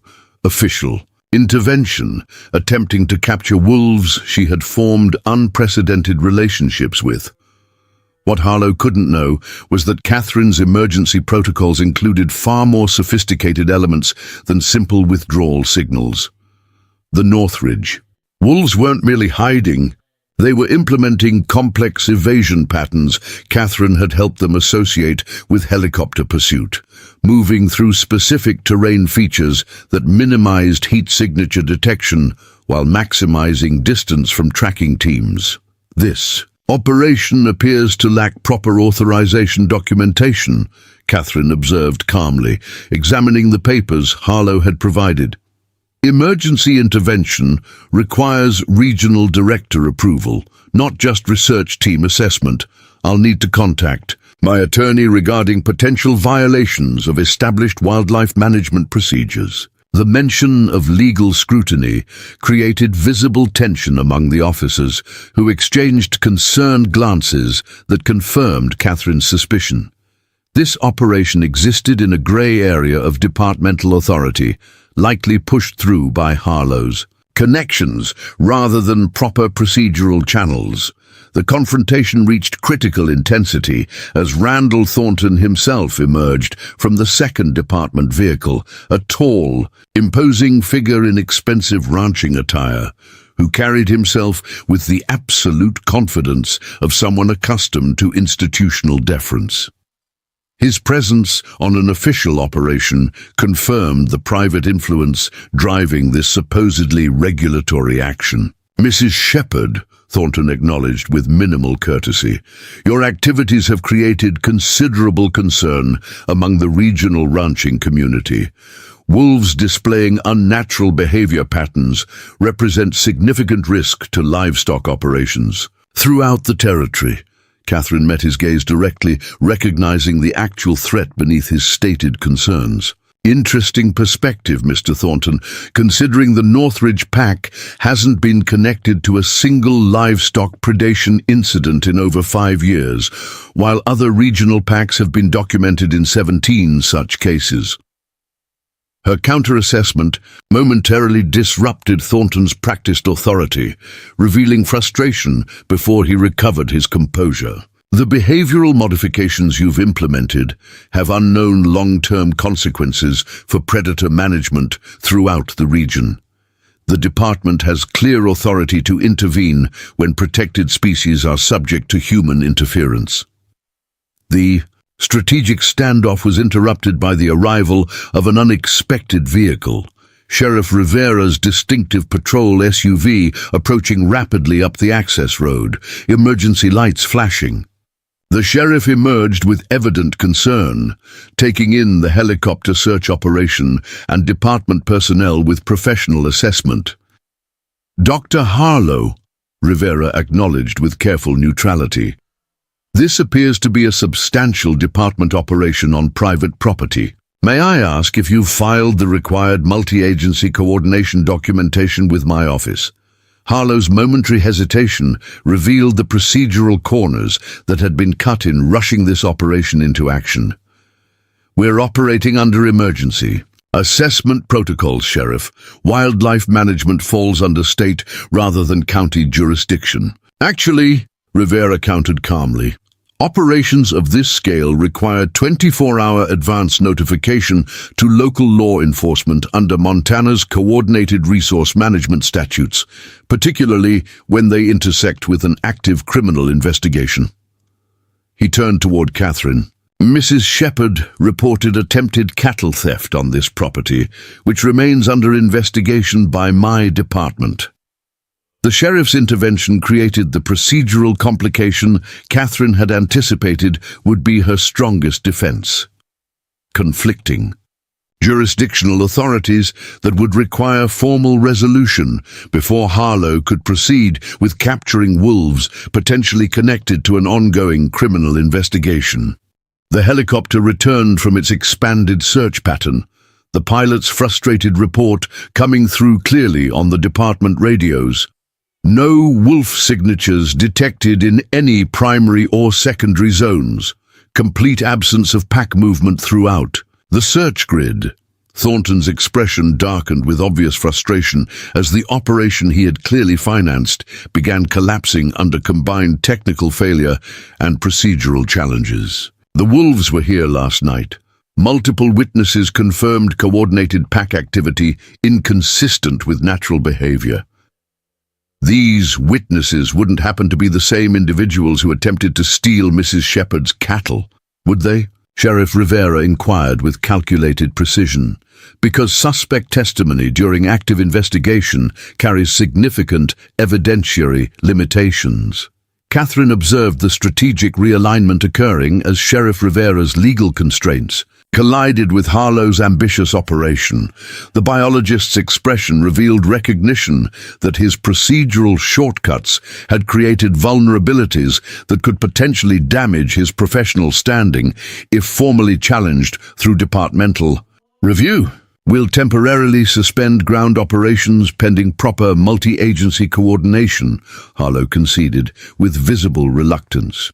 "But aerial monitoring will continue under standard wildlife management protocols. Mrs. Shepherd's property remains under official observation status."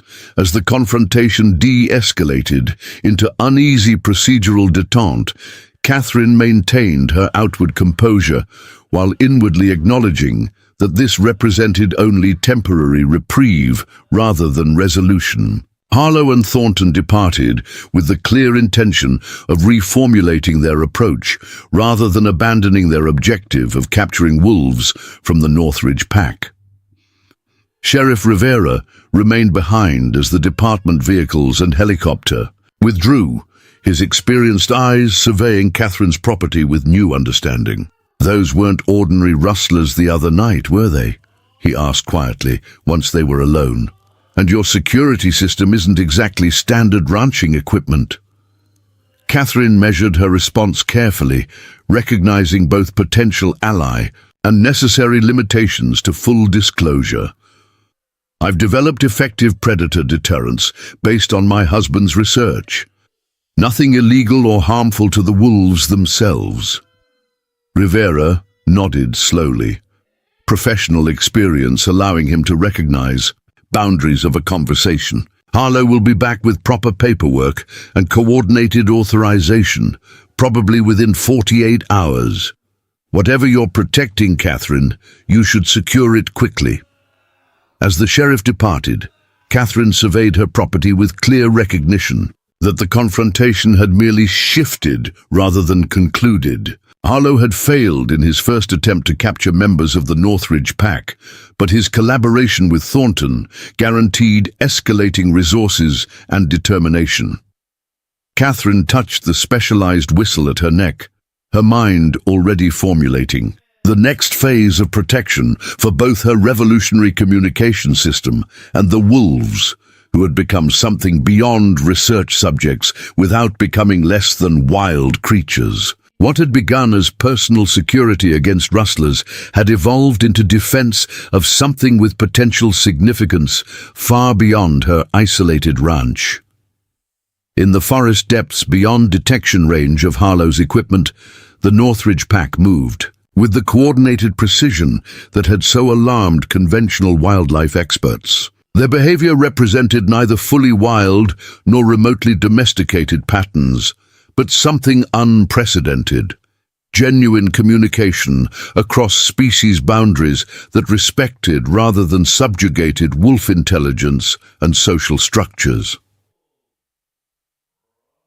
Catherine activated her secure communication system, sending a final message to Elena. First intervention repelled through procedural challenges. Accelerate documentation publication protocol. Northridge pack secure in wilderness sanctuary zones, preparing for full contingency implementation. The decades of research, the revolutionary communication system, and the extraordinary relationship Catherine had built with the Northridge wolves could not remain hidden any longer. The time had come to reveal her work to the world, but on her terms, rather than through Harlow's distorted lens of control and exploitation. The University of Montana's Wildlife Biology Conference Hall had never hosted such a diverse audience. 3 weeks after the confrontation at her ranch, Catherine Shepherd stood at the podium before a capacity crowd that included academic researchers, wildlife management officials, ranching representatives, environmental activists, and media from across the country. The emergency symposium, hastily organized by Elena Valdez, represented Catherine's strategic counteroffensive against the narrative Harlow had attempted to establish. Interspecies communication exists on a spectrum of complexity, Catherine began, her voice steady despite the career-defining moment. Behind her, high-definition video displayed footage she had carefully selected from her decade of research. Wolves responding to specific acoustic patterns with clear, intentional behaviors. Territorial coordination that respected boundaries. Established through consistent interaction and most compelling footage of cattle and wolves coexisting in proximity without predation or panic. For 10 years, I've documented the development of mutual territory understanding between the Northridge wolf pack and my ranch operation. Her presentation displayed data charts showing declining regional livestock predation incidents correlating with implementation of her communication methods. These aren't trained behaviors in the conventional sense. The wolves remain fully wild predators who have developed association patterns that recognize mutual territorial benefit. In the front row, Dr. Victor Harlow sat with barely concealed frustration, his attempted wildlife intervention having been transformed from regulatory action into a controversial overreach through Elena's masterful academic maneuvering. By publicly presenting Catherine's research in this formal symposium, supported by the university's prestigious wildlife biology department, Elena had effectively shifted the narrative from illegal wildlife interference to groundbreaking conservation research. The fundamental mistake in conventional predator management, Catherine continued, advancing to slides showing traditional control methods and their documented failure rates, is approaching wolf intelligence through human conceptual frameworks. Wolves don't understand human territorial claims, but they possess sophisticated systems for establishing and respecting boundaries within their own cognitive structures. The evidence she presented was irrefutable, systematic documentation of the Northridge pack's behavior patterns over years, showing gradual development of territorial respect that defied conventional wildlife management expectations. Most compelling were the statistics: 0 livestock predation incidents involving the Northridge wolves during the entire period of her communication system implementation, compared to 17 confirmed incidents from other regional packs during the same time frame. Professor James Whitaker, the university's distinguished chair of conservation biology, rose during the question period, his academic authority lending particular weight to his inquiry. Mrs. Shepherd, your results appear statistically significant, but the methodological foundation seems to challenge established wildlife management principles. How do you respond to concerns about creating dependency behaviors in protected predator species? Catherine had anticipated this specific question. The Northridge wolves maintain all natural hunting behaviors and pack structures, she explained, advancing to footage showing the pack successfully taking down an elk using standard wolf hunting strategies. They continue to function as apex predators within their ecosystem. The communication system doesn't modify their essential nature. It establishes mutual understanding of territorial boundaries and behavioral expectations. From the ranching contingent, Randall Thornton rose, his imposing presence commanding attention, despite his minority position in the predominantly academic audience. Your communication system appears to create unnatural behavior patterns that won't transfer to other wolf packs or ranching operations. How does this benefit the broader ranching community facing ongoing predation issues? Catherine met his challenging tone with measured confidence. The comprehensive protocol documentation I've released today provides adaptable frameworks for regional implementation. 3 neighboring ranches have already begun pilot programs using modified versions of the boundary establishment techniques, with preliminary results showing significant reduction in territorial incursions. Her response highlighted the strategic masterstroke Elena had implemented. Rather than defending against Harlow's accusations, Catherine had published her complete methodology through the university's peer-reviewed conservation journal, transforming proprietary techniques into open-source conservation tools while establishing irrefutable academic priority for her revolutionary approach. Dr. Campbell, Harlow's research assistant, rose with evident discomfort under his mentor's glare. The department's preliminary assessment raised concerns about electronic manipulation, creating artificial behavioral responses. Could your methods be classified as technical interference with protected wildlife? Catherine advanced to her most compelling slides, detailed comparisons between her communication system and natural wolf vocalizations, demonstrating how her techniques merely adapted existing communication patterns rather than imposing artificial behaviors. My methods utilize frequencies and patterns documented within natural wolf communication systems, merely organized to establish cross-species understanding of territorial concepts. The wolves remain free-choosing wild animals who have developed association patterns beneficial to their survival. Throughout the presentation, Sheriff Thomas Rivera observed from the back of the hall, his experienced law enforcement perspective, recognizing the sophisticated strategic repositioning unfolding before him. What Harlow had attempted to frame as illegal wildlife interference had been transformed into groundbreaking conservation research with potential benefits for the very ranching interests he claimed to protect. As the symposium concluded, Catherine found herself surrounded by wildlife biology graduate students eager to discuss implementation of her techniques in other regions facing wolf-livestock conflicts. The academic reception represented exactly the outcome Elena had orchestrated, establishing Catherine's work within legitimate scientific discourse rather than regulatory enforcement frameworks. The department will need to reassess its approach. To the Northridge territory, Elena observed quietly as they gathered their materials after the presentation. Harlow can't pursue enforcement action against methodology that's now part of the university's official research initiative, especially with preliminary implementation already underway on multiple properties. Catherine nodded, watching as Harlow departed with Thornton, their body language revealing frustrated recognition that the regulatory approach had been effectively neutralized through academic channels. The wolves remain vulnerable if they leave national forest boundaries. We need the expanded protection zones implemented before winter migration patterns begin. The Conservation Committee votes next week, Elena confirmed. With today's presentation and the statistical evidence from your property, approval seems likely. The Northridge territory would become a protected research zone with restricted intervention protocols.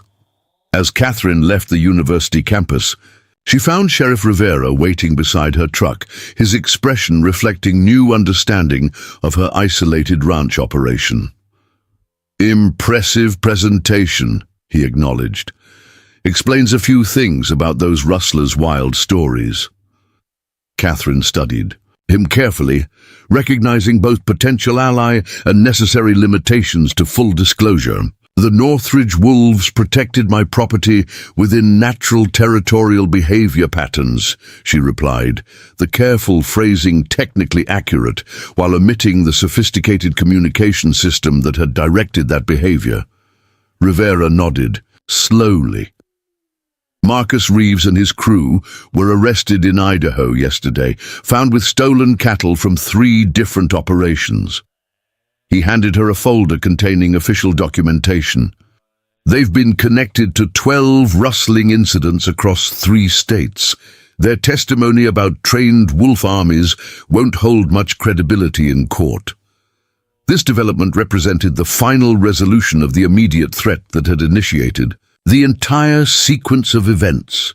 The rustlers who had killed her guard dogs, inadvertently exposing her revolutionary work to outside scrutiny, would face justice through conventional legal channels, while their claims about wolf behavior would be dismissed as criminal fabrication. "The university's research designation should prevent further department interventions on your property," Rivera noted, professional assessment evident in his tone.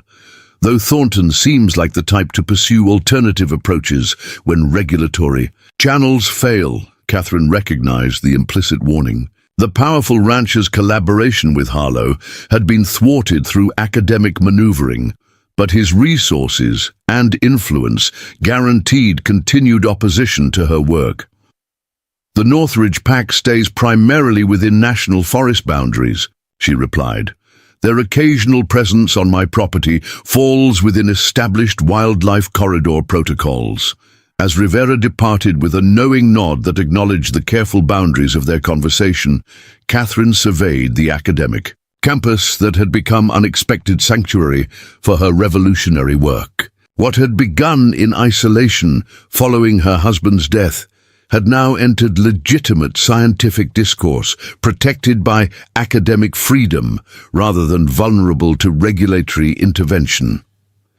That evening, Catherine stood on the ridge above her ranch house, observing the Northridge Pact's movement along the forest boundary through specialized night vision equipment. The wolves maintained their established territorial patterns, unaware that their unprecedented relationship with a human territory neighbor had become the subject of national scientific interest. Luna approached the property boundary, the young wolf's distinctive white chest marking visible in the gathering dusk. Catherine produced a specific whistle sequence that essentially conveyed boundary confirmation concepts. The wolf responded with alert attention, then moved parallel to the agreed territory line rather than crossing it, not through training or dominance, but through genuine communication across species boundaries. This was the revolutionary truth at the heart of Catherine's work, not control or domestication, but authentic communication that respected wolf intelligence and social structures while establishing mutual territory understanding. The academic presentation had begun the process of protecting this extraordinary relationship, but Catherine harbored no illusions about the challenges ahead. Randall Thornton and Victor Harlow represented institutional resistance to revolutionary approaches that challenged conventional wildlife management paradigms. Their first attempt at capturing members of the Northridge Pack had failed through procedural complications and academic counter-maneuvering, but their resources and determination guaranteed continued opposition.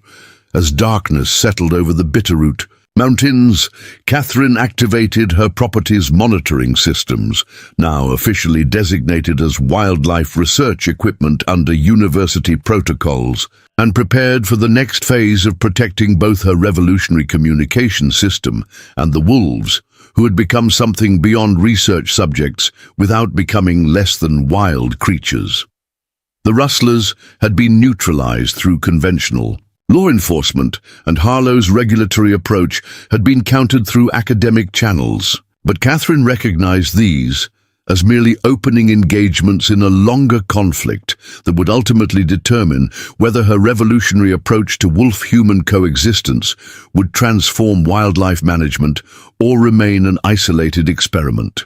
On one remote Montana ranch, 10 years transformed the Shepherd Ranch from isolated experiment to international research destination. On this bright autumn morning, Catherine Shepherd, now in her late 50s with distinguished silver streaking her dark hair, stood on the observation platform overlooking what had become officially designated as the North American Wolf Communication Research Center.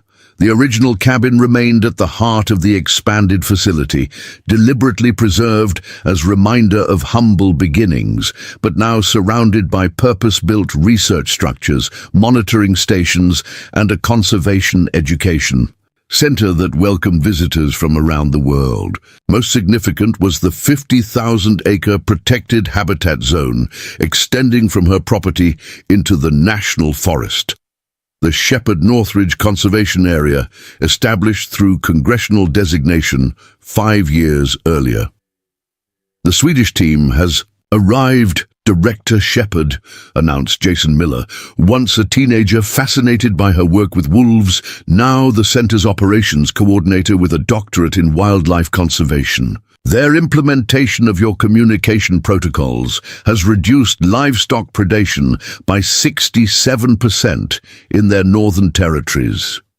Catherine nodded, watching the distant ridge where the current generation of the Northridge Pack moved. With the same territorial confidence as their predecessors, Titan and Artemis had long since passed, but their descendants continued the extraordinary relationship with human neighbors that had revolutionized predator management worldwide. Luna, the wolf who had shown particular aptitude for cross-species communication, had produced multiple litters whose offspring demonstrated similarly enhanced capacity for territorial concept associations. The genetic study results are conclusive, stated Dr. Elena Valdez, joining them on the platform. Now the university's distinguished chair of conservation biology, Elena had been instrumental in transforming Catherine's isolated work into internationally recognized methodology. The Northridge lineage demonstrates statistically significant increases in specific cognitive processing associated with territorial boundary recognition across 4 generations. This groundbreaking discovery that enhanced interspecies communication capability could be passed generationally through wolf populations, had transformed Catherine's work from controversial technique into established conservation science. The Shepherd method of predator coexistence had been implemented in 27 wildlife management regions across 12 countries, with consistent results confirming its effectiveness. Most satisfying was how her approach had fundamentally shifted wildlife management philosophy away from conflict models toward coexistence frameworks. Rather than endless cycles of predator control and livestock protection, regions implementing her communication systems reported stable coexistence with clear territorial boundaries that benefited both ranching operations and wolf populations. The center's main research building displayed the international awards and recognition Catherine's work had accumulated. The the Presidential Conservation Medal, the International Wildlife Coexistence Prize, and most significantly, the establishment of permanent wolf protection zones based on her territorial communication methodology. Thornton, Ranching Incorporated has finally requested implementation consultation, Jason noted with barely concealed satisfaction. Their new management team acknowledges that your methods produce better results than conventional predator control. Catherine allowed herself a moment of vindication at this development. Randall Thornton had maintained opposition to her work until his retirement 5 years earlier, but the corporation that bore his name had gradually shifted toward evidence-based practices as younger leadership recognized the economic advantages of stable predator coexistence over constant control expenditures. Victor Harlow had followed a more complex path. After initial attempts to discredit Catherine's methodology had failed under scientific scrutiny, he had pivoted to claiming partial credit for enabling crucial research verification through his department's involvement. Catherine had accepted this face-saving revision of history with pragmatic recognition that institutional support, even from former opponents, served her larger mission of transforming predator management approaches. Most poignant was the center's memorial garden, where Shadow and Scout were honored alongside Michael Shepherd. Catherine visited daily, acknowledging how her late husband's theoretical frameworks, combined with her practical implementation, had created something neither could have achieved alone. The German shepherds, whose deaths had initially exposed her work to outside scrutiny, had inadvertently catalyzed its transformation from isolated experiment to global methodology. From the observation platform, Catherine watched a new generation of researchers implementing refinements to her communication systems, specialized acoustic technologies that enhanced territorial concept transfer while reducing implementation timelines, habitat mapping that optimized boundary recognition based on natural wolf movement patterns, and genetic studies identifying markers associated with enhanced interspecies communication capability. What had begun with rustlers killing her guard dogs, unaware she had established revolutionary communication with wild wolves, had culminated in fundamental transformation of human-predator relationships across multiple continents. The Northridge Pack, once vulnerability transformed into strength, now represented the centerpiece of protected wolf populations whose territory recognition capabilities had rewritten conservation science. Catherine touched the specialized whistle, still hanging from her neck, the original antler instrument now preserved in the center's historical collection, replaced by a precisely engineered titanium version that produced identical acoustic patterns. The simple tool represented the bridge she had built between human and wolf territories, between theoretical possibility and practical implementation, between isolation and global impact. As the autumn sun illuminated the Bitterroot Mountains, with golden light, Catherine watched a new generation of wolves move along territorial boundaries their ancestors had helped establish through unprecedented cooperation with human intention. The revolutionary communication system that had once protected a single, isolated ranch now preserved wolf populations across landscapes where they had previously been eliminated through conflict and misunderstanding, creating sustainable coexistence. Previously considered impossible by conventional wildlife management. From personal tragedy to global transformation, Catherine Shepherd's journey had rewritten the boundaries between wild and human territories, proving that communication across species boundaries could build understanding where conflict had previously seemed inevitable. The wolves who had protected her ranch had ultimately protected their entire species by demonstrating the extraordinary possibility of mutual territory respect between predator and human. Up next, you've got 2 more standout stories right on your screen. If this one hit the mark, you won't want to pass these up. Just click and check them out, and don't forget to subscribe and turn on the notification bell so you don't miss any upload from us.